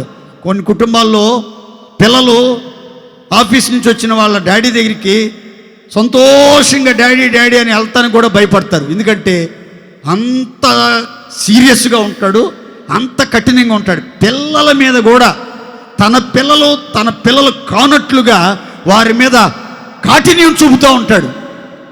ఒక తల్లిగా తన పిల్లల ఎడల కనికరం చూపాల్సిన తల్లి తన పిల్లల ఎడల కాఠిన్యం చూపించి సవతి తల్లిలాగా, మారు తల్లిలాగా ఆ బిడ్డలను చూస్తుందే కానీ ప్రేమతో దగ్గర తీసి ఆదరించి ధైర్యపరిచి వాళ్ళకి ఆలోచన చెప్పి నీతి మార్గంలో నడిపించడానికి ప్రోత్సహించరు కొంతమంది తల్లులు. మళ్ళీ మందిరానికే వస్తారు, ప్రార్థనలు చేస్తారు, విశ్వాసంలో వృద్ధి పొందుతారు. కానీ పిల్లల ఎడల కటాక్షం చూపే తల్లులు ఎంతమంది? నీ బిడ్డల ఎడల కనికరం చూపుతున్నావా? కాఠిన్యాన్ని ప్రదర్శిస్తున్నావా? సింహ గర్జన చేస్తున్నావా? లేకపోతే మంచులాగా కటాక్షం చూపి అనేకులకు దయ చూపించుచు అనేకులకు ప్రేమను పంచుతూ ఉన్నారా మీరు? ఆయా జనముల మధ్యలో, అన్యజనుల మధ్యలో, అడవి మృగాల లాంటి మనుషుల మధ్యలో మీరు ఉంటున్నారు కదా. ఆ మనుషుల మధ్యలో మీరు ఎలా ఉండాలంటే కనికరానికి మారుపేరులాగా, ప్రేమకు మారుపేరులాగా, దయకు మారుపేరులాగా మీరందరూ ఆయా ప్రజల మధ్యలో నివసించుదురుగాక. కనికరమ్మ అని పేరు పెట్టుకుంటారు కొంతమంది, అసలు వాళ్ళలో కనికరమే ఉండదు. దేవుడి దేవాల ప్రేమ అని పేరు పెట్టుకుంటారు, అసలు ప్రేమే ఉండదు. శాంతమ్మ అని పేరు పెట్టుకుంటుంది, అసలు శాంతమే ఉండదు. దేవుడి దేవాల ఆనందమ్మ అని పేరు పెట్టుకుంటుంది, ఎప్పుడు చూసినా ఏడుపు ముఖం, ఎప్పుడు చూసినా ఏడుపు ముఖం. షైనీ అని పేరు పెట్టుకుంటుంది, ఎప్పుడు వాడిపోయే ఉంటుంది, కానీ ఒక్కరోజు కూడా కాంతివంతంగా కనబడదు ఆ ముఖం. నా మాటనండి, మీ జీవితాల్లో గర్జన, సింహ గర్జన ఉండకూడదు. మీ ఇంట్లో, సంఘంలో, సమాజంలో ఎక్కడ వినబడకూడదు. ఎప్పుడు మీరు వస్తుంటే దేవుని కనికరమే ఆ ఇంట్లోకి వచ్చినట్లుగా, దేవుడే ఆ ఇంట్లోకి వచ్చినట్లుగా మీరు మీ జీవితాల్లో కటాక్షం కలిగిన వారిగా నడుచుకోవాలి, కనికరం కలిగినటువంటి వ్యక్తులుగా జీవించాలి. బైబిల్ అంటుంది, మీ పరలోకపు తండ్రి కనికరము కలిగిన వాడైనట్లు మీరును కనికరము గలవారై ఉండుడి, అప్పుడు మీరు సర్వోన్నతుని కుమారులని పిలువబడతారు. దేవుని స్తోత్ర. గట్టిగా చెప్పండి హల్లెలూయా. మన పరలోకపు తండ్రి ఎవరండి? కనికరం కలిగిన తండ్రి. ఏ తండ్రి? కనికరం. మనం కూడా ఎలా ఉండాలంట? తండ్రి అని పిలుస్తున్నాం కదా, అందుకని మనం కూడా ఎలా ఉండాలంటే కనికరం కలిగిన వారిలాగానే ఉండాలి. అనేకులను కనికరించండి, అనేకుల మీద దయ చూపండి, అనేకుల ఎడల ప్రేమను పంచండి, అనేకులను ఆదుకోండి, అనేకులను పరామర్శించండి, అనేకులకు ధైర్యం చెప్పండి. అన్ని విషయాల్లో కనికరమే చూపాలి. బైబిల్లో రాసిన చక్కని మాట, నాకు చాలా ఇష్టమైన మాట ఏంటంటే, బీదలను కటాక్షించువాడు యెహోవాకి అప్పిచ్చువాడు. దేవుని స్తోత్ర. ఎప్పుడైనా మీరు విన్నారా ఈ మాట? ఆలోచించారా ఈ మాట? దేవుడికి అప్పు ఇవ్వగలిగిన సామర్థ్యం అంత ధనవంతుడు, బలవంతుడు భూతల మీద ఉంటాడా అంటే ఉన్నాడు. ఎవరు అని అంటే బైబిల్ అంటుంది, బీదల ఎడల ఎవరైతే కటాక్షం చూపుతాడో, నేను మంచు చల్లదనము వంటి వాడను, మంచు వలె నేను కటాక్షం చూపాలి, గడ్డి మీద కురియు మంచు వలె కటాక్షం కలిగిన వ్యక్తిగా నేను ఉండాలని బీదల ఎడల ఎవరైతే కటాక్షం చూపుతాడో వాడట దేవుడికి అప్పిస్తున్నాడట. దేవునికి స్తోత్ర. దేవుని స్తోత్రం చెప్పండి గట్టిగా. ఎవరికి అప్పిస్తున్నారు? మీరు ఎవరికైనా అప్పిచ్చారనుకోండి, వడ్డీకి కానీ, చక్ర వడ్డీకి కానీ, లేకపోతే 10 రూపాయల వడ్డీకి కానీ, 20 రూపాయల వడ్డీకి కానీ, తీసుకున్న వాళ్ళు మరలా ఇచ్చేదాకా వాళ్ళని రాసి రంపాన పెడతారు. టయానికి ఇస్తానన్న టయానికి ఇవ్వలేదనుకోండి, వాళ్ళ ఇంట్లో ఉన్నటువంటి కలర్ టీవీ, విసిఆర్, బీర్వా, బైకు, కారు, నగలు, వస్తువులు, డబుల్ కార్డు మంచం అన్నీ తెచ్చేసుకుని ఇంట్లో పెట్టుకుంటారు దేవుడి దేవాల. కానీ నువ్వు దేవుడికి అప్పిస్తున్నావు కదా, ఆ దేవుడు తప్పకుండా తీరుస్తాడు. ఆ దేవుడిని నువ్వు అడిగేదాకా ఉంచుకోడు. ఆయన అడిగేదాకా ఉంచుకోడు. తగ్గిన సమయంలో నీకు ఎప్పుడు అవసరం అనుకుంటే అప్పుడు నువ్వు ఇచ్చిన అప్పు మరలా నీకు ఇచ్చేస్తాడు. దేవునికి స్తోత్ర. కనుక మీరు వాళ్ళకి వీళ్ళకి అప్పిచ్చి వాళ్ళు వీళ్ళు లేదని వాళ్ళ మీద ఎగిరి వాళ్ళ ఇంట్లో ఎన్ని దోచుకొచ్చుకోబాకండి బలవంతంగా. వాళ్ళ శాపనార్థాలకి లోనుగా బాకండి, ఆ శాపాన్ని మూట కట్టుకోబాకండి. దేవుడికి అప్పిచ్చి చూడండి, మీరిచ్చిన అప్పు మరలా మీకు చెల్లిస్తాడు, ఇంకా ఎక్కువ లాభం కూడా మీకు ఇస్తాడు. దేవునికి స్తోత్ర. ఆయనకి ఎట్లా ఇవ్వాలయ్యా మరి? వీళ్ళంటే వస్తున్నారు, ఒకటికి 10 సార్లు వచ్చి అడిగి వెళ్తుంటే ఇస్తున్నాం. ఆయన ఎట్లా వస్తాడంటే ఏమీ లేదు. ఎక్కడైనా పేదలు కనబడితే వాళ్ళకు ఆహారం ఇవ్వాలనిపిస్తే ఆహారం పెట్టండి. వస్త్రహీనుడు మీ కంట కనపడితే వాళ్ళకి వస్త్రదానం చెయ్యండి. దిక్కులేని వాళ్ళను పరామర్శించండి. విధవరాళ్లకు సహాయం చెయ్యండి. సమాజంలో చితికిన బతుకులు కలిగినటువంటి వాళ్ళ ఎడల కొంచెం కటాక్షం చూపి మీకు కలిగిన సంపాదనలో కొంత పేదలకు ఖర్చు పెట్టండి. తప్పకుండా దేవుని యొక్క ఆశీర్వాదం మీ అందరి మీదకి వస్తుంది. అలాగూ ఆయా జనముల మధ్యలో పేదలను కటాక్షించే వారిలాగా, రోగులను కటాక్షించే వారిలాగా, ఆపదల్లో ఉన్నవారిని కటాక్షించే వారిలాగా, అసమాధానంతో ఉన్నవారిని కటాక్షించే వారిలాగా, అప్పులతో ఉన్నవారిని కటాక్షించువారిలాగా, ఇబ్బందుల్లో ఉన్నవారిని కటాక్షించువారిలాగా ఆయా జనముల మధ్యలో మీరుండి చూడండి. దేవుడు అంటాడు, యెహోవానైన నేను మార్పు లేని వాడను, ఓ యాకోబు సంతతి మీరు లయము కారు. దేవునికి స్తోత్ర. యాకోబు సంతతిలో ఉన్న మరొక కేటగిరీ చెప్పి నేను ముగిస్తాను.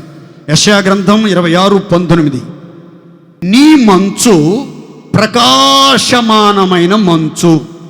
తలల పైకి చూడండి. ఇక్కడ మంచును గురించి రాయబడిన ఒక ప్రత్యేకమైన మాట ఏంటంటే, మంచులో ఏముంది అనంటే, మంచు ఎలా ఉంది అనంటే షైనింగ్ స్నో, ప్రకాశిస్తున్నటువంటి మంచు, కాంతివంతమైనటువంటి మంచు, మెరుపులు మెరుస్తూ ఉన్నట్లుగా కనబడుతున్నటువంటి మంచు అనే ఒక చక్కని మాట వ్రాయబడింది. చూడండి, మీరంతా ఆయా జనముల మధ్యలో ఎలా ఉండాలి అనంటే ప్రకాశవంతమైన కాంతివంతమైన మంచులాగా కనబడుదురుగాక. గట్టి చెప్పండి హల్లెలూయా.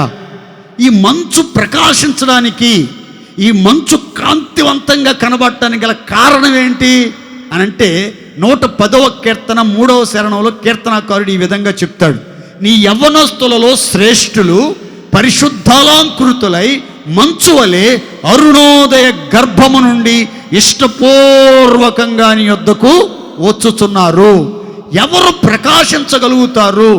ఏ మంచు ప్రకాశిస్తుంది అంటే, ఎవరైతే శ్రేష్టమైన పరిశుద్ధమైనటువంటి అలంకారాన్ని కలిగి ఉంటారో వారు మంచు వలె ప్రకాశించుదురుగాక.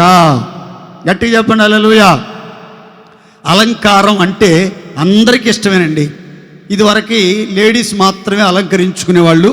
ఇదివరకు పూర్వకాలంలో శుభకార్యాలప్పుడు, ఫంక్షన్లప్పుడు, సెలబ్రేషన్స్ జరిగేటప్పుడు మాత్రమే బాగా మేకప్ చేసేవాళ్ళు. పెళ్లి కూతురుని 3-4 గంటలు మేకప్ చేసి నల్లటి అమ్మాయిని కూడా రుద్ది రుద్ది రుద్ది రుద్ది రుద్ది ఎర్రగా చేసేవాళ్ళు మొత్తం మీద. అయితే ఇప్పుడు విచిత్రం ఏంటంటే, ఆడవాళ్ళ కంటే మగోళ్ళు ఎక్కువగా రుద్దుతున్నారు. దేవుడి దేవాల మగోళ్ళు ఎక్కువగా రుద్దుతున్నారు, ఎక్కువగా మేకప్లు వేస్తున్నారు. ఎప్పుడు షైనింగ్గా కనబడాలి, ఎప్పుడు హ్యాండ్సమ్గా కనబడాలి, అనేకులకు ఆకర్షణగా కనబడాలని లోక సంబంధమని చేస్తున్నారు. లేడీస్ ఏం తక్కువ కాదు, ఐబ్రోస్ నెలకొకసారి సన్నగా కనబడాలి అని గీసి గీసి గీసి గీసి ఎంత దరిద్రంగా కనబడతారంటే అంత దరిద్రంగా కనబడతాడు. ఈ చేపలు తోమినట్టే తోముతూ ఉంటారు కొంతమంది ముఖాన్ని. 3-4 సార్లు తోమి తోమి తోమి తోమి తోమి తోమి తోమి తోమి తోముతూనే ఉంటారు. అలంకారం ఉండటం మంచిదే, కానీ తగునంత అలంకారం అనేది పరిశుద్ధులకు, దైవభక్తి కలిగిన వారికి అవసరం. తగినంత శుభ్రంగా 2 పూట్ల స్నానం చేసుకోవటం మంచిదే. ఎప్పుడైనా మీకు అనిపిస్తే కొంచెం చెమట వస్తున్నట్టుగా కొంచెం అట్లా పౌడర్ అద్దుకోవటం మంచిదే, ఇబ్బంది ఏమీ లేదు. నేను రాసుకోవాలని ఉంటుంది, కానీ నాకు కూడా పౌడరు చెమటకు పోద్ది, అందుకని రాసుకోవట్లేదు. దేవుడి దేవాల దేవుడిని స్తోత్రం చెప్పండి గట్టిగా హల్లెలూయా.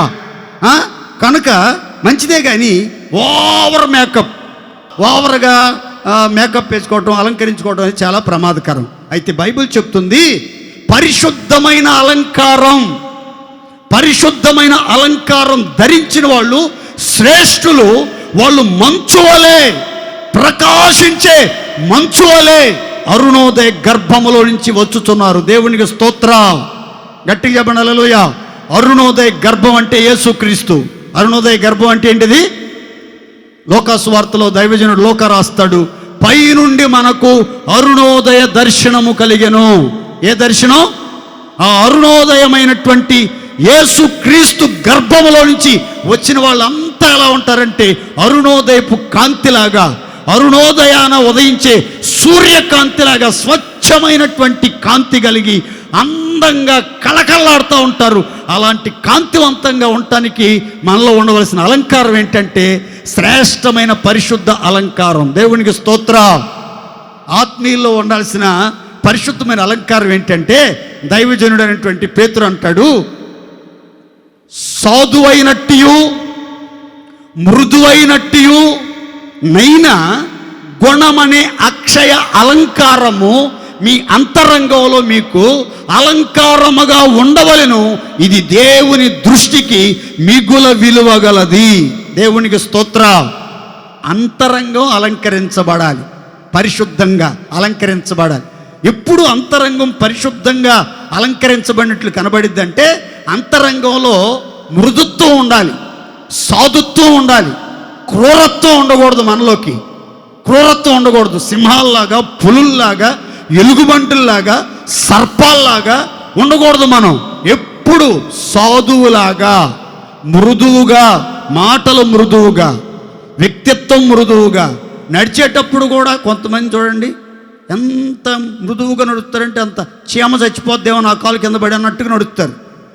కురుపులుగా ఉండకూడదు, మృదువైన స్వభావం కలిగి ఉండాలి. మనం మంచు గురించి రాయబడింది, ప్రకాశమానమైన మంచు. నీలో ఉన్నటువంటి ఆ ప్రకాశమానం, ఆ కాంతి, ఆ వెలుగు అనేకులు చూడాలి. దేవునికి స్తోత్ర. బైబిల్ చెప్తుంది, మనుష్యులు మీ సత్క్రియలను చూచి పరలోకమందున తండ్రిని మహిమపరచునట్లు వారి ఎదుట మీ వెలుగు ప్రకాశంపనీయుడి, వారి ఎదుట మీ వెలుగును ప్రకాశంపనీయుడి అని. ఏ వెలుగు ప్రకాశించాలి? ఎప్పుడు ప్రకాశవంతమైన మంచుగా మనం కనబడతామంటే మనలో సత్క్రియలు కలిగి పరిశుద్ధమైన అలంకారం కలిగి ఉన్నట్లయితే మనం ప్రకాశవంతమైన మంచుగా ఉంటాం. అందుకే కీర్తనకారుడు 51వ కీర్తనలు అంటాడు, హిమము కంటే తెల్లగా ఉండునట్లు, పాల కంటే తెల్లగా ఉండునట్లు నన్ను బాగుగా కడుగు. హిమము, మంచు ఎలా ఉంటుందంటే తెల్లగా ఉంటుంది. తెలుపు పరిశుద్ధత గుర్తు. ఆ పరిశుద్ధులందరూ కూడా ఎలా ఉంటారంటే ప్రకాశిస్తారు. దేవుని స్తోత్ర. పరిశుద్ధులందరూ ప్రకాశిస్తారు. పాపము చీకటితో పోల్చబడింది, పరిశుద్ధత వెలుగుతో పోల్చబడింది. మీరు పరిశుద్ధత కలిగి, నీతి కలిగి, సత్క్రియలు కలిగి, మృదువైన సాధువైనటువంటి అక్షయ అలంకారం మీ అంతరంగంలో మీరు స్థిరపరుచుకుని దేవుని దృష్టిలో ఆయా జనముల మధ్యలో మంచులాగా, యెహోవా కురిపించే మంచులాగా మీరు కనబడండి. యాకోబు సంతతి వారైన మీరు లయము కాకుండా ఆయన సన్నిధిలో కాపాడబడుదురుగాక. 4 మాటలు చెప్పాను, మరలా వివరంగా చెప్తాను, జాగ్రత్తగా గమనించండి. బూడిద వంటి మంచు. చెప్పండి నోరు తెరిసి, ఏ మంచు? చెప్పండి గట్టిగా, ఏ మంచు? బూడిదంటే తగ్గింపు జీవితం. బూడిదంటే ఏంటది? తగ్గింపు జీవితంతో కూడిన ప్రార్థన. రెండవది కోతకాలపు మంచు, చల్లదనం. చల్లదనం అంటే ప్రాణాలను తెప్పరల చేయటం. ఇంటి వాళ్లకు, ఇరుగు పొరుగు వాళ్లకు, స్నేహితులకు, బంధువులకు, ఆత్మీయులకు, అన్ని జనులకు ప్రాణాన్ని తెప్పరల చేసే వ్యక్తుల్లాగా ఉండాలి. ప్రాణాలను చల్లబరిచే వ్యక్తుల్లాగా ఉండాలి, కానీ మంట పెట్టే వ్యక్తుల్లాగా ఉండకూడదు. మంటలు ఆర్పే మహిమ కలిగిన చల్లదనం ఇచ్చే మంచుగా మనం ఉండాలి. మూడవదిగా మనం నేర్చుకున్నాం, మంచు కటాక్షం, కనికరానికి గుర్తు. మనలో కనికర కటాక్షములు, దయా దాక్షిణ్యములు, దైవ ప్రేమ కలిగి మనం నడిపించబడాలి, కానీ సింహగర్జన చేసేవారిలాగా మన కోపంతో అనేకులను బెదిరించకూడదు, అనేకుల గుండెలు అదిరిపోయేటట్లుగా మనం ప్రవర్తించకూడదు అని నేర్చుకున్నాం. 4వది మంచు, ప్రకాశవంతమైన మంచు. మీ జీవితాలు ప్రకాశించాలంటే పరిశుద్ధమైన అలంకారం కలిగి, హిమము వంటి తెలుపు కలిగి మీ జీవితాన్ని కాపాడుకుని ఆయా జనముల మధ్యలో యెహోవా కురిపించే మంచులాగా, యాకోబు సంతతి వారు యెహోవా కురిపించు మంచు వలె ఆయా జనముల మధ్యలో నివసించినట్లుగా మీరు కూడా సంఘములో, సమాజంలో, ఆయా వ్యక్తుల మధ్యలో ఎక్కడ ఉన్నా నీవు దేవుడు కురిపించే మంచులాగా నడిపించబడి చూడు. నిన్ను బట్టి నీ కుటుంబం, నిన్ను బట్టి నీ బంధువులు, నిన్ను బట్టి నీ రక్త సంబంధులంతా లయము కాకుండా కాపాడబడి ఆశీర్వదించబడుదురుగాక. పరిశుద్ధుడు వెన తండ్రి, ప్రేమ కలిగిన యేసయ్య, మీకు స్తోత్రం చెల్లిస్తున్నాం. మీరు అందించిన అమూల్యమైన సందేశం కొరకు స్తోత్రాలు చెల్లిస్తున్నాను. యెహోవానైన నేను మార్పు లేని వాడున గనుక యాకోబు సంతతి వారైన మీరు లయము కాలేదని ఓ ప్రత్యేకమైనటువంటి వర్తమానం మీరు మాకు అందించినందుకై మీకు స్తోత్రం చెల్లిస్తున్నాను. మీరు మార్పు లేని దేవుడు, మారని దేవుడు తండ్రి. మార్పు లేని యాజకత్వం కలిగిన దేవుడై ఉండి నిరంతరము జీవించుచు నిత్యము రక్షించబడినటువంటి వ్యక్తుల కొరకు విజ్ఞాపన చేయుచున్నందుకు మీకు స్తోత్రం చెల్లిస్తూ ఉన్నాను. సమస్త విషయాల్లో శోధించబడినను పాపము లేని పరిశుద్ధ దేవుడుగా ఉన్నందుకై మీకు స్తోత్రం చెల్లిస్తూ ఉన్నాను స్వామి. మీరు మార్పు లేని దేవుడు అనే గ్రహింపు, మీరు విజ్ఞాపన చేయుచున్న దేవుడు అనే గ్రహింపు, నిత్యము యాజకత్వం చేయుచున్నారు అన్న గ్రహింపు ప్రతి ఒక్కరికి మీరు దయచేయమని వేడుకుంటూ ఉన్నాను తండ్రి. మీకు స్తోత్రం. యాకోబు సంతతిలో శేషించిన వారు యెహోవా కురిపించు మంచు వలె ఆయా జనముల మధ్యలో ఉందురని అభయమిచ్చిన గొప్ప దేవుడో తండ్రి. మేమంతా యెహోవా కురిపించిన మంచు వలె ఆయా జనముల మధ్యలో ఉండునట్లుగా మీరు సహాయం చేయమని వేడుకుంటూ ఉన్నాను స్వామి. మీకు స్తోత్రం స్తోత్రం స్తోత్రం చెల్లిస్తున్నాను. యేసయ్యా మీకు స్తోత్రం. యెహోవా బూడిద వంటి మంచు కణములను కురిపించువాడని మీ లేఖనంలో రాయబడింది తండ్రి. మేమంతా బూడిద వంటి మంచు కణముల వలె మమ్ముని మేము తగ్గించుకుని దీనత్వము ధరించి మీ పాద సన్నిధిలో ప్రార్థన చేయగలిగినటువంటి కృపా అభిషేకం నాకు మాకు దయచేయమని వేడుకుంటున్నాను. యాకోబు ఏ విధంగా పోరాట పటిమ కలిగి యబ్బోకు రేవులో ప్రార్థించి మీ కృపా మహదైశ్వర్యం పొంది మీ ఆశీర్వాదం పొందాడు తండ్రి. ఆ విధంగా ప్రతి ఒక్కరూ ప్రార్థనలో గడిపి మీ ఆశీర్వాదానికి పాత్రులుగా మార్చబడినట్లుగా సహాయం చేయమని వేడుకుంటూ ఉన్నాను తండ్రి. మీకు స్తోత్రం. కోతకాలపు మంచు చల్లదనము వంటి వారిగా అనేకుల హృదయాలను ప్రాణాలను తెప్పరల చేయనట్లుగా సేదతీర్చునట్లుగా సహాయం దయచేయండి.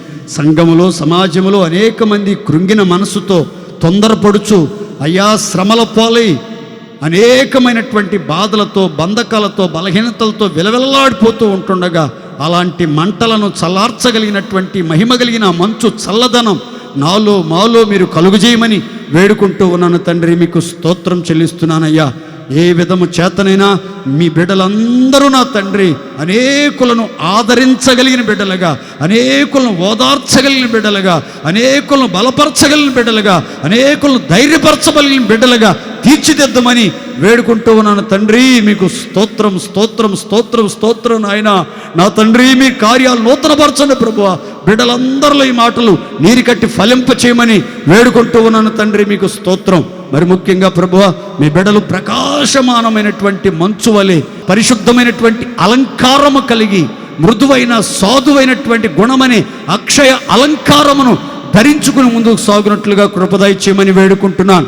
రాజు కటాక్షం గడ్డి మీద కురియు మంచు వంటిది అని మీ లేఖనములు రాయబడింది నా తండ్రి. అయ్యా కనికర కటాక్షములు కలిగిన బిడ్డలుగా, దయా దాక్షిణ్యములు చూపే బిడ్డలుగా, ప్రేమను పంచే బిడ్డలుగా సమాజంలో మా బిడ్డలందరూ ఉండాలి నా తండ్రి. వీరిని బట్టి అనేకులు ఆకర్షించబడినట్లుగా మీరు సహాయం దయచేయండి. ఈ వాక్కులు ఒక్కొక్కరి హృదయంలో నీరు కట్టి ఫలింప చేయమని వేడుకుంటున్నాను. బిడ్డలను కుటుంబాలను ఆశీర్వదించండి నా తండ్రి. ఆత్మీయంగా బలపరచండి. వాగ్దానం ప్రతి ఒక్కరి జీవితంలో నెరవేర్చండి. ఆరోగ్యకరమైన రెక్కలతో కప్పి తెగులు భయము నుంచి విడిపించి క్షేమముగా సురక్షితంగా సంతోషంగా సమృద్ధిని అనుభవిస్తూ సంతృప్తిగా జీవించే గొప్ప భాగ్యం ఇచ్చి మీ బిడ్డల సంతతిని మీ బిడ్డల నామమును నిత్యము లయము కాక మీ సన్నిధిలో నిలిచి ఉండే గొప్ప భాగ్యము దయచేయమని యేసు నామములో వేడుకొనుచున్నాం తండ్రి. ఆమేన్. మన ప్రభు అయిన యేసుక్రీస్తు వారి కృప, తండ్రి అయిన దేవుని ప్రేమ, పరిశుద్ధాత్ముని సహవాసం ఇప్పుడు ఎల్లప్పుడూ సకల పరిశుద్ధులకు కూడిన మనందరికీ సదాకాలం తోడై ఉండునుగాక. ఆమేన్.